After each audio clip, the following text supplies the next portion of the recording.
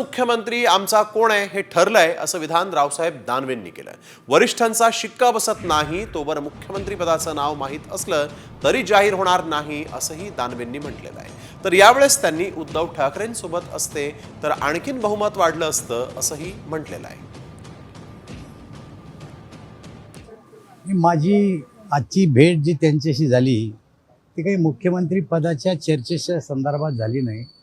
एक भारतीय जनता पार्टीचा कार्यकर्ता आणि या निवडणूक समितीचा मी प्रमुख असल्या कारणानं आमच्या वेगवेगळ्या कारणानं ज्या काही भेटी होत असतात त्याच्यापैकी आमची एक भेट होती।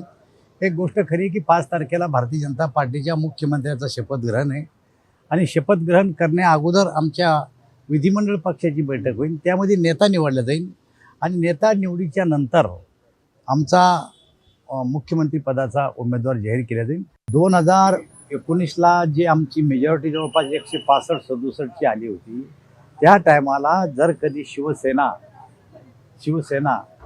राऊतांच्या बोलल्यावर काँग्रेस आणि राष्ट्रवादी सोबत गेली नसती तर असा कारभार केला असता आमचा जो पहिल्यांदा झाला 14 ते 19। तर त्या कारभाराच्या आधारावर आमची संख्या आत्ता जेवढी आली त्याच्यापेक्षा जास्त आली असती जर ती फुटली नसती त्या टायमाला। उद्धव ठाकरे सोबत असते तर नाहीये तरी त्याच्यापेक्षा जास्त जागा आल्यात आमच्या।